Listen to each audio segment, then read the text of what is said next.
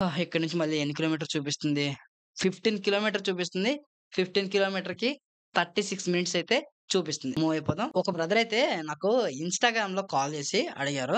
"అన్న నాకు మ్యారేజ్ అయిపోయిందన్న. నేను ఈ బైక్ టాక్సీలో ఒక 40, 50 వేలు సంపాదించాలనుకుంటున్నాను.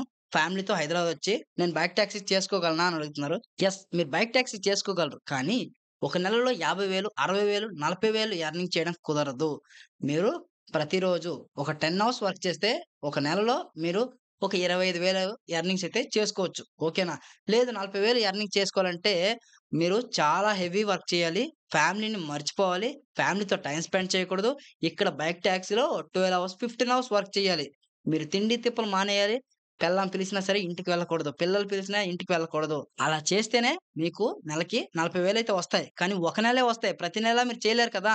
ప్రతి నెల చేయాలనుకుంటే మరి మీకు పిల్లలెందుకు? పెళ్ళాం ఎందుకు? అవునా కాదా? నేను చెప్పే మాటలు మీకు కోపాన్ని తెప్పించొచ్చు. కానీ నిజాన్నే నేను మాట్లాడుతున్నాను. మనం మన ఫ్యామిలీకి టైమ్ స్పెండ్ చేయాలి. ఈ డ్యూటీ ప్రతిరోజు చేసుకుందే. ప్రాబ్లమ్స్ ఎప్పుడూ ఉండేవే. బైక్ టాక్సీ చేసుకోండి. బట్ లాంగ్ టైమ్‌లో చేయకండి.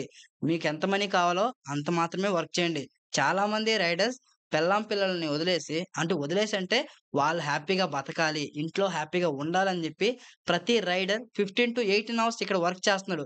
స్విగ్గీ చేస్తున్నారు, జొమాటో చేస్తున్నారు, బ్లింకిట్ చేస్తున్నారు. ఇలా చాలా ప్లాట్‌ఫార్మ్‌లో ఎర్నింగ్ చేసుకుంటున్నారు. లేడీస్ ఎవరైనా చూస్తూ ఉంటే గుర్తుపెట్టుకోండి. మీ ఇంటి యజమాని ఒక రోజుకి రూ. 1000 నుంచి 1500 సంపాదిస్తున్నాడంటే ఎంతలా కష్టపడుతున్నాడో ఆయనకే తెలుసు. ఈ రోజుల్లో గంట సేపు లేట్‌గా వస్తే ఎక్కడికెళ్ళావు ఏంటి అని జెప్పి 100 ప్రశ్నలేస్తారు. మగవాడు తన ఫ్యామిలీ కోసం పడే కష్టాన్ని మాత్రం గుర్తించరు. ఓకే భయ్యా! ఫైనల్‌గా డ్రాప్ లొకేషన్‌కైతే వచ్చేసాను. ట్రిప్ అనేది క్లోజ్ చేద్దాం.